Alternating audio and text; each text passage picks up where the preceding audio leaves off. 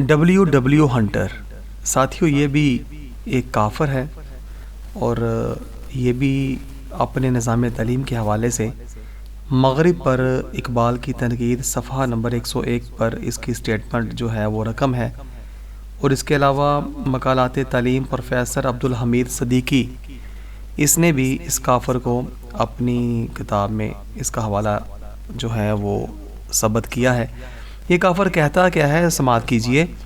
کہتا ہے حقیقت یہ ہے کہ ہمارا نظام تعلیم ان کی صدیوں کی نیند سے، یعنی کیا کہہ رہا ہے کہ ان میں مسلمانوں سے لڑنے کے فتنے کو، یعنی کہ جو مسلمان جہاد کیا کرتے تھے کافروں کے ساتھ، وہ کہتا ہے کہ اس کو میٹھی نیند ہم نے سلا دیا ہے، اور ان کے کاہل عوام، ان کی قومیت کے شریفانہ، یعنی کہ جو ان کے آباء و اجداد کے ورثے میں ملنے والی چیزیں تھیں، ان کے احساسات، ان کے جذبات اور ان کی طاقتیں اور ان کے جہادی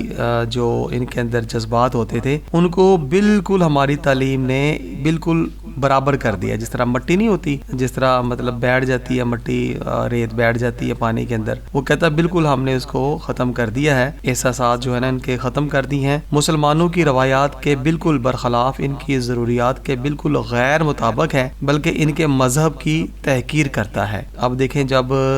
کافروں کی تعلیم کے بانی خود اس چیز کے اوپر برملا اس کا اظہار کر رہے ہیں کہ ہماری تعلیم ان کو کافر بنائے گی اور یہ کھلم کھلا کافر بن جائیں گے، اور ان کے اندر جذبہ جہاد جو ہے نا وہ مٹ جائے گا، جس کی وجہ سے یہ ہر وقت ہمارے سے لڑا کرتے تھے اور ان کو کامیابیاں حاصل ہوتی تھیں۔ اب دیکھیں ہماری نئی نسل دیکھ لیں، جہاد نام کا انہیں پتہ ہی کچھ نہیں، اور وہ سر سے لے کے پاؤں تک خود ہی کافروں کی جیتی جاگتی تصویر بن چکے ہیں، اور پینٹ شرٹ اور ٹائی کے بغیر بچے کو اسکول میں بھی جانے دیتے، یعنی کہ جو بچے کو اپنے لباس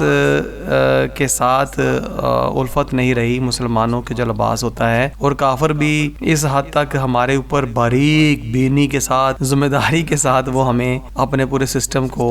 منوا رہا ہے، چلا رہا ہے، اور ہمارے بچے کو پینٹ شرٹ اور ٹائی کے بغیر قبول ہی نہیں کرتا کہ وہ اس کی تعلیم لیں، تو ہم پھر بھی کہتے ہیں کہ نہیں یار لینی چاہیے، اور ہم لوگ پوری وضاحت کے ساتھ اس کے تہذیب و تمدن کو قبول کرتے ہوئے اپنے بچوں کو ان کے داروں میں چھوڑ آتے ہیں، اور پھر آ کے ہم 10 آنسو روتے ہیں